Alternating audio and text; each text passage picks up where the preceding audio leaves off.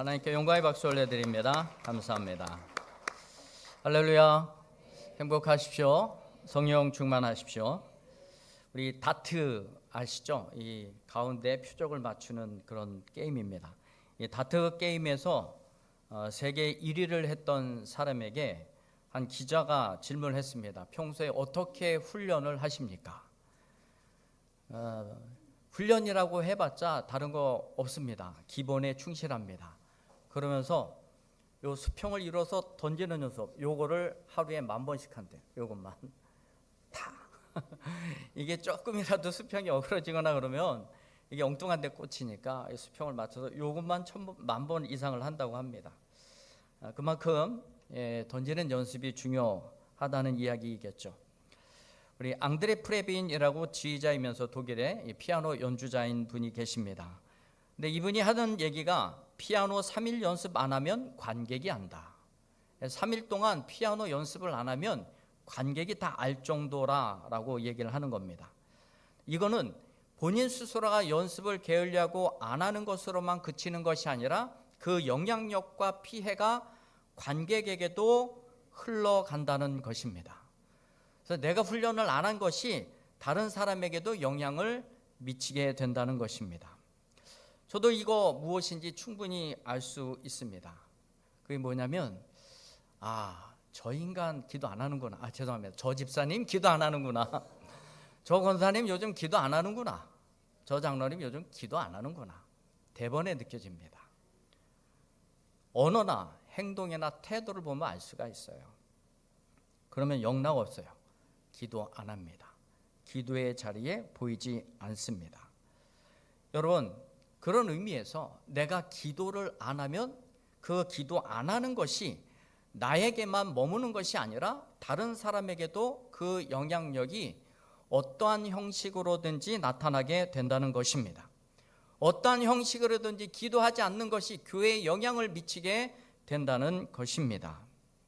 그런 의미에서 기도 안 하는 것은 죄다.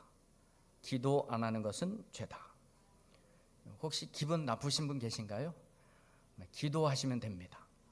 사무엘은요 뭐라고 얘기했습니까? 내가 기도 쉬는 죄를 범치 않겠다. 기도 쉬는 죄를 범치 않겠다. 끝까지 그는 기도로 사명을 감당하고 또 그가 기도를 멈추지 않은 덕분에 그래도 그가 있는 동안에는 이스라엘이 영적으로 잘 지켜지게 되었던 것을 우리가 확인하게 됩니다. 우리 모두가 기도를 멈추지 않기를 소망합니다. 내가 기도를 멈추므로 말미암아서 누군가에게 영향을 주거나 부정적으로 영향을 끼치지 않도록 여러분 꼭 기도의 사명을 다할 수 있게 되기를 바랍니다. 내가 하지 않는 것 때문에 누군가에게 좋지 않은 영향이 흘러간다. 그것도 리더십입니다. 좋은 리더십을 가지길 원합니다.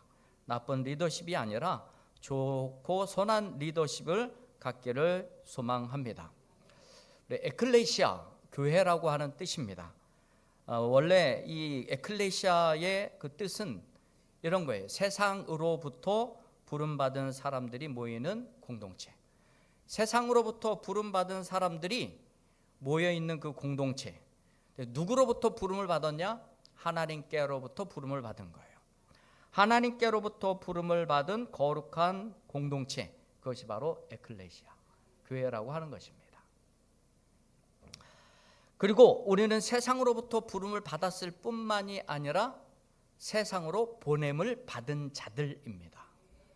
이 세상으로 보냄을 받았다, 이것이 바로 사도입니다. 사도는 헬라어로 아포스톨로스라고 합니다.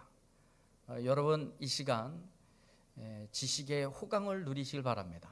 외국어 2가지 단어 여러분 알으셨어요. 에클레시아, 그 다음에 아포스톨로스. 우리는 세상으로부터 하나님께로부터 부름을 받고 모여있는 공동체이기도 하지만 또한 세상으로 보냄을 받은 자이기도 합니다. 파송을 받은 자들입니다. 아포스톨로스, 사도입니다. 이미 사도 시대는 끝났습니다. 근데 사도적 영성과 사명은 오늘날에도 고스란히 남아 있습니다. 그래서 우리는 하나님께로부터 부름을 받았지만 또 하나님께서 보내시는 곳이 있어요. 그 보내시는 것이 어디이든지 간에 그곳에서 우리의 사역과 우리의 삶은 편안하지는 않다는 것이죠. 그래서 그 보냄을 받은 곳에서 우리가 승리하기 위해서는, 이 영적 전투 가운데 승리하기 위해서는 우리가 훈련을 받아야 된다는 사실입니다. 우리가 보냄을 받은 곳은, 이 세상은 어떤 곳입니까? 그것이 선교지이든 가정이든 사회이든 직장이든 어느 곳이든 영적 전쟁이 끊이지 않고 있는 곳입니다. 사무엘상 17장 37절의 말씀을 보게 되면 다윗이 골리앗과의 싸움을 앞두고 한 말이 있습니다. 그러니까 이 골리앗과의 싸움에서 나는 자신이 있다, 이 얘기를 어필하면서 했던 얘기가 무엇이냐면, 여호와 하나님께서 사자의 발톱과 곰의 발톱과 같은 그런 환경 속에서 나를 건져 주셨다. 사자의 발톱, 곰의 발톱이 있는 곳에서 지금 다윗은 목양을 했던 것입니다. 양을 쳤던 곳이에요. 그곳에서 끊임없이 물맷돌을 집어 던지면서 사자의 발톱에서 양들을 지켜내고 곰의 발톱 속에서 양들을 지켜냈던 사람이 바로 다윗이었습니다. 이런 환경 가운데서 건져주신 그 하나님에 대한 경험, 하나님에 대한 체험, 이 훈련이 있었기 때문에 광야에서 하나님과 만나고 하나님을 체험할 수 있는 이런 훈련이 있었기 때문에 그는 골리앗과의 싸움에서도 승리를 자신할 수가 있었던 것입니다. 저 골리앗 아무것도 아니야. 사자의 발톱 그리고 곰의 발톱 가운데서도 건져주신 하나님이 나를 이 전쟁에서, 골리앗과의 싸움에서 분명히 이기게 하실 것이다 라고 하는 그 승리의 확신을 갖게 되었던 것입니다. 여러분, 그래서 다윗이 골리앗과의 싸움이 있었지만 결국은 골리앗이 싸운 것은 다윗이 아닌 하나님을 상대로 싸우게 되었다는 것입니다. 누가복음 10장 3절의 말씀을 보게 되면 예수님께서 제자들을 파송을 할 때 이런 말씀을 하십니다. 갈지어다 내가 너를 보냄이 어린 양을 이리 가운데 보냄과 같도다. 예수님의 그 제자들을 어린 양으로 비유하고 있고요, 또 그들이 파송을 받아 갈 곳을 이리가 우글거리는 가운데 보내는 것 같다라고 얘기하고 있습니다. 여러분, 우리가 보냄을 받는 곳, 우리가 살아가게 되는 신앙생활을 해야 될 삶의 자리, 그 삶의 자리는 평안한 곳이 아닙니다. 늘 영적 전쟁이 있는 곳이고 사자의 발톱과 곰의 발톱이 언제 우리를 살킬지 모르는 그런 살벌한 환경 가운데 살아가고 있다는 것입니다. 에베소서 6장 10절에서부터 12절까지의 말씀을 보면 우리에게 영적 전투가 있음을 고지합니다. 끝으로 너희가 주 안에서와 그 힘의 능력으로 강건하여지고 마귀의 간계를 능히 대적하기 위하여 하나님의 전신 갑주를 입으라. 마귀의 계계가 있다는 거예요. 이런 마귀의 계계에 능히 대적하기 위해서 우리에게 있어야 되고 우리에게 필요할 것은 바로 하나님의 전신 갑주라고 하는 것입니다. 영적 싸움에서 승리하기 위해서는 하나님의 전신 갑주로 준비되어 있어야 되고 훈련해야 된다는 것입니다. 예수 믿는 사람들은요, 기본적으로 영적 전쟁을 감행해야 할 사람들입니다. 그래서 부름받은 사람들은요, 보냄을 받은 곳에서 언제나 승리하기 위해 훈련이 필요하다는 사실입니다. 창세기 14장에 보면 북쪽 아수르의 4개의 도시가 있습니다. 시날, 엘라살, 엘람, 고임 4개의 도시국가가 있고, 그리고 사해 근처에 소돔과 고모라를 포함한 5개의 도시국가가 있는데, 이 북쪽의 4개의 도시와 그 사해 쪽의 5개 도시국가가 이 에너지를 놓고 전쟁을 벌이게 된 겁니다. 이 소돔과 고모라 땅이 굉장히 부유하고 에너지가 가득한 곳입니다. 여러분, 이곳을 빼앗기 위해서 전투가 벌어졌어요. 그 전쟁 속에서 지금 소돔에 살고 있었던 아브라함의 조카 롯과 그의 식구들과 그의 재산, 그리고 소돔에 있는 많은 백성들이 북쪽의 아수르의 4개 도시로 끌려가게 되었습니다. 이 소식을 들은 아브라함이요, 가만히 있지 않았습니다. 자기가 개인적으로 가지고 거느리고 있는 사병 38명을 데리고 롯을 구출하러 갑니다. 그런데 아브라함이 길리운 자 사병인데 이렇게 성경은 표현하고 있습니다. 집에서 길리고 훈련된 자. 이 380명을요, 아브라함은 끊임없이 자기 재산을 지키고 또 자기의 삶을 지켜내기 위해서 이 380명의 훈련된 자들을 그 곁에 두었다는 것입니다. 아브라함이 길리었던 380명은요, 특공대, 오합지졸이 아니라 특공대로 아주 잘 준비된 자들이었다는 것입니다. 그래서 그들이 가가지고 이런 4개의 도시국가 380명이 특공대가 4개의 나라를 상대로 해서 잃어버렸던 것을 다시 되찾아올 수 있는 힘이 과연 어디서 났을까요? 가능한 일은 아닐 것 같은데 해냈습니다. 훈련된 자이기 때문에 승리할 수가 있었던 것이죠. 여러분, 우리가 잘 준비가 되어야 하나님 쓰시기에 합당한 그릇이 되는 것입니다. 그래서 하나님이 잘 쓰시기에 합당하도록 내 자신을 준비시켜 놓고 훈련을 시켜야 된다는 것입니다. 우리 올해 표가 우리가 교회입니다. 우리가 교회로서 갖추어야 될 공동의 방향과 목표, 우리 첫 번째 우리가 가져야 될 것은 우리가 예배자인 거예요. 우리 모두는 하나님 앞에 예배자인 줄 믿습니다. 그리고 우리는 또한 훈련을 받아야 되는 자들인 줄 믿습니다. 그래야 우리의 삶의 자리에서 승리할 수 있다는 것입니다. 또 우리의 삶에서 승리하기 위한 훈련의 내용은 과연 무엇일까요? 우리는 전쟁을 하기 위해서 총칼이 필요 없는 자들입니다. 그리고 총을 갖고 싸우거나 또 칼을 갖고 싸우거나 하는 시대도 아닙니다. 우리의 싸움은 예수 그리스도의 이름을 가지고 나가는 싸움입니다. 그래서 우리는 진리를 먼저 배워야 되는 것이죠. 진리는 곧 예수님이십니다. 예수님과 함께 훈련을 받고 예수로 무장하고 예수를 드러내야 하는 사역이 우리가 훈련의 내용인 것입니다. 예수님은 우리의 진리이시고 우리의 인생의 해답인 것을 드러내고 하나님의 영광을 드러내기 위해서 우리는 진리 안에 거해야 되고요, 배워야 되고요, 믿음 안에 무장이 되어야 되는 줄 믿습니다.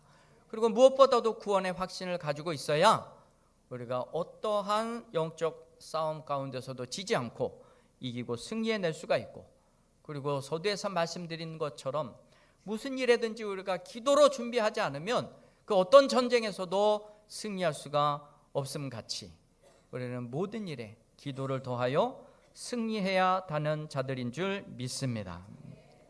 그런데 우리가 훈련을 받는 거 그렇게 달가워하지 않습니다. 훈련받기 싫어합니다.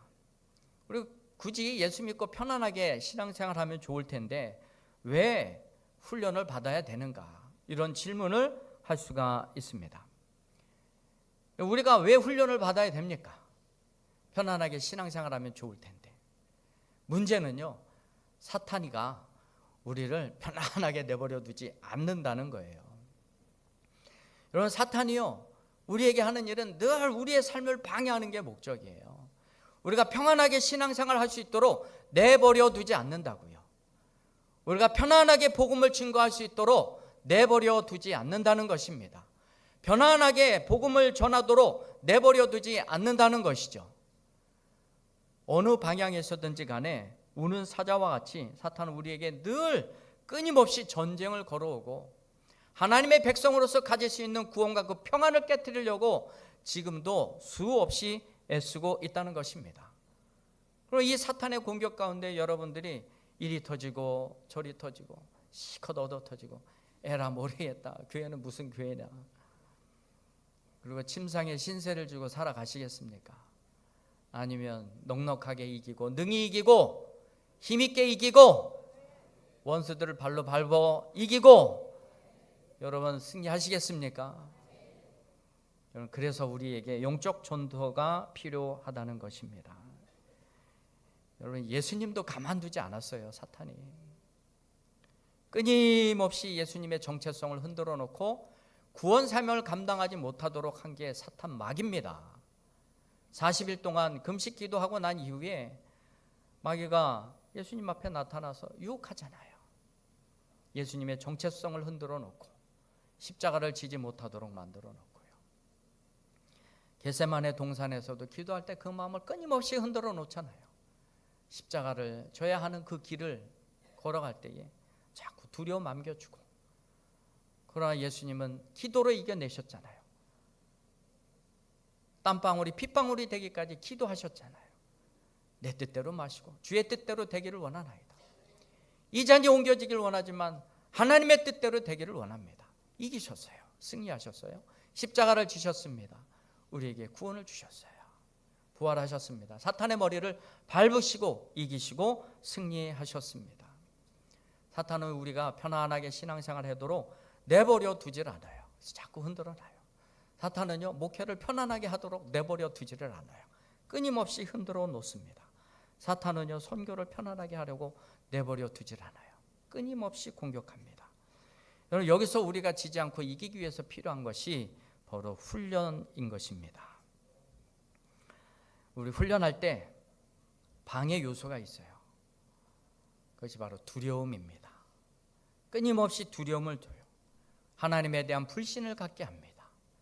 그런데 믿음으로 두려움을 극복하면 우리는 반드시 승리하게 될 줄 믿습니다.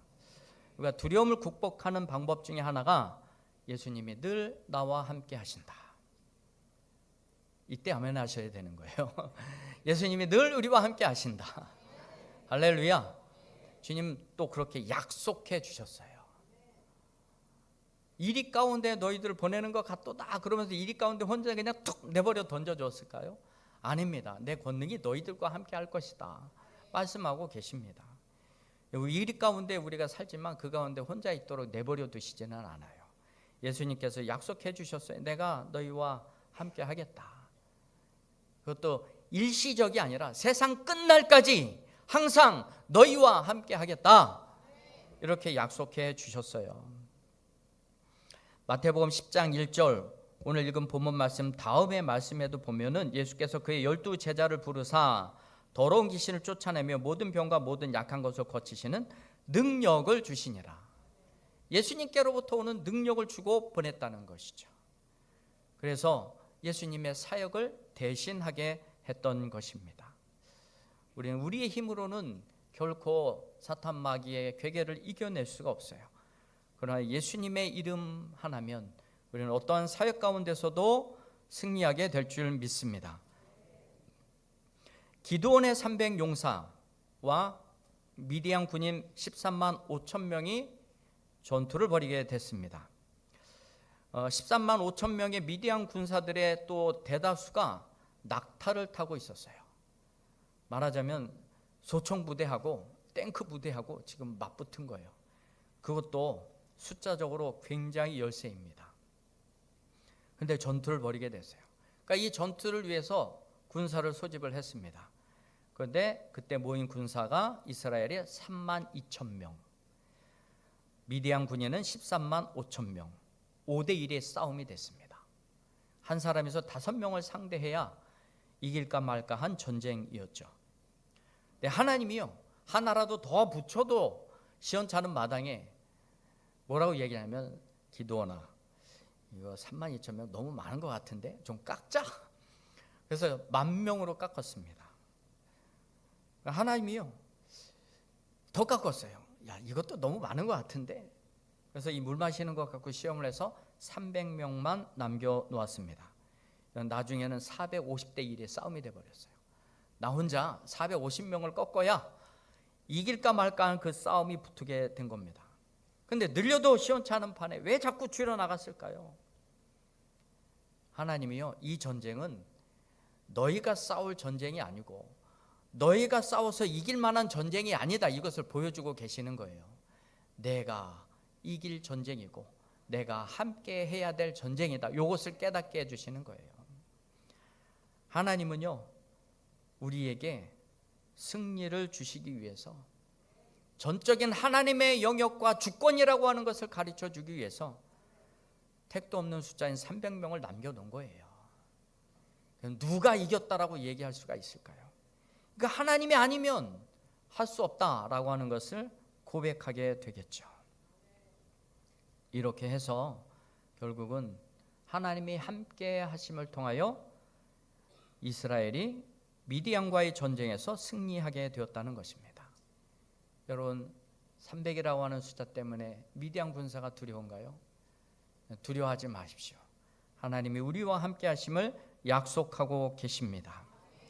다윗과 골리앗과의 싸움도 역시 마찬가지였죠. 나중에 다윗과의 싸움이 아닌 골리앗은 하나님을 상대해야 되는 입장에 서 있게 되었다는 것입니다. 사무엘상 17장 45절부터 47절까지의 말씀의 내용을 보게 되면요, 다윗이 들고 나간 것은 칼과 창이 아니었어요. 여러분, 물맷돌도 아니었습니다. 그가 들고 나갔던 것은 여호와, 만군의 여호와의 이름이었습니다. 내가 만군의 여호와의 이름으로 너 앞에 나아가노라. 그러니까 이 다윗 골리앗이, 야, 네가 나를 지금 개나 돼지나 소로 여기고 있느냐, 그러면서 비웃었어요. 여러분, 다윗이 던졌던 그 물맷돌 하나는 그가 가진 유일한 무기였습니다. 그걸 가지고 골리앗을 쓰러뜨리라고 누가 생각했겠습니까? 그러나 그것은 표면적인 것이었고, 그 물맷돌을 사용하신 분이 바로 여호와 하나님의 권능이었다는 사실이죠.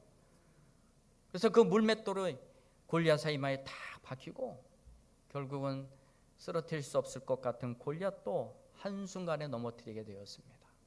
여러분, 이 물맷돌이 위력이 얼마나 강한지요, 영상을 하나 본 게 있는데, 이 보도블럭 이만한 거 있잖아요, 다 산산조각을 냅니다. 다 박살내요. 철판도요 거의 뚫을 기세로 휘어지게 됩니다. 여러분, 그거 한 방 맞으면요 살 수가 없어요. 그냥 죽습니다. 다윗은 만군의 여호와 하나님이 함께 하신다는 이 사실을 굳건하게 믿고 골리앗과의 싸움에서, 그리고 블레셋과의 전투에서 승리하게 됐다는 것입니다. 말씀드린 대로 예수님은 우리와 함께 하시겠다고 말씀하셨는데, 마태복음 28장 18절에는 세상 끝날까지 항상 함께 하리라. 할렐루야. 우리가 하나님께로부터 부름받은 우리는 또 세상으로 보냄을 받은 그리스도의 제자인 줄 믿습니다. 제자들의 가장 기본적인 덕목은 훈련을 받는 거예요. 그래야 영적 전투에서 이리와 같은 곳에서, 또 사자의 발톱과 곰의 발톱이 있는 곳에서 우리가 승리할 수 있게 되는 것입니다. 우리 여러분, 이왕 헬라어 배운 김에 단어 하나 여러분 더 가르쳐 드리겠습니다. 우리 첫 번째 배운 게 에클레시아, 아포스톨로스, 그 다음에 마데테스입니다. 마데테스가 제자라고 하는 뜻입니다. 근데 이 마데테스는 배우다라고 하는 뜻이에요. 그러면 제자의 가장 기본적인 덕목이 바로 배우는 것입니다. 여러분들이 그리스도의 제자가 되기를 원한다면 주께로부터 배워야 되는 것입니다. 마리아가 예수님의 발 아래서 조용히 예수님의 그 가르침과 말씀을 들었듯이, 여러분, 그것이 우리 제자된 자들의 가장 기본이에요. 예수님을 위해서 배우기 전에, 제자로 쓰임 받기 전에 뭔가 예수님을 해드리기 위해서 이것저것 분주한 삶이 하나님이 원하시는 삶이 아니라, 제자로서의 기본적인 덕목은 내가 예수님의 발 아래서 조용히 주의 말씀을 경청하여 듣는 것입니다. 그래서 진리로 무장하고 말씀으로 무장하고 믿음으로 강력해지는 것, 이것이 먼저 우리에게 필요하다는 사실입니다. 여러분, 학교 다닐 때, 공부할 때 어떤 과목이 제일 배우기 어렵습니까? 어떤 과목이 제일 어려우신가요? 그럴 줄 알았어요. 저는 여러분들이랑 격이 다르게 수학을 제일 잘했습니다. 믿거나 말거나. 여러분, 수학이 정말 배우기 싫은 과목 중에 하나입니다. 예, 수학이요, 영어로 매스매틱스라고 합니다. 그래서 이 매스매틱스라고 하는 이 수학이라고 하는 이 단어가 어디에서부터 유래됐냐면 제자, 마데테스에서 유래가 된 겁니다. 비슷하죠? 마테마틱, 독일어는 마테마틱이라고 하는데, 이 마데테스에서 유래됐습니다. 수학이라고 하는 단어가. 그러면 제자들이 가장 기본적으로 해야 될 공부는 뭐예요? 여러분들이 가장 싫어하는 수학 공부예요. 당시에는 뭐 철학자든지 누구든지 할 것 없이 가장 기본적으로 배우는 게 수학입니다. 그래야 제자가 될 수가 있어요. 그러니까 수학은 사실상 뭐 물리와도 관계가 있고 세상 돌아가는 이치를 수치화한 겁니다. 그래서 이 세상 돌아가는 이치를 알려면 수학을 알아야 돼요. 가장 기본적으로 배우는 것이 바로 수학입니다. 그러니까 이 제자라고 하는 것은 수학을 배우는 사람이라고도 할 수 있는 거예요. 수학을 제일 배우기 싫어하는데 수학을 배워야 된다? 그럼 나는 제자 때려치겠습니다. 포기하겠습니다. 이러신 분이 계실 줄 몰라요. 여러분, 그만큼 우리가 제자가 된다는 것이 쉽지는 않지만 그렇게 해야 세상에서 우리가 지지 않고 이기고 승리할 수 있다는 사실입니다. 어쨌든 우리가 제자가 된다는 것은 쉽지 않은 결정입니다. 마치 수학 공부를 마스터해야 하는 상황과도 같습니다. 그러나 하나님이 함께 하신다면, 예수님께서 함께 하시겠다고 약속하셨는데 그 약속을 굳건히 여러분들 붙들고 계신다면 세상에서 부름받은 곳에서 얼마든지 승리하고 이기고 살아가게 될 줄 믿습니다. 우리는 은혜 받은 그리스도의 제자인 줄 믿습니다. 훈련만이 살 수 있는 길입니다. 열심히 훈련하시고 주의 발 아래 말씀 배우기를 게을리하지 마시고 기도로 날마다 승리하는 복된 인생이 되기를 주의 이름으로 축원드립니다.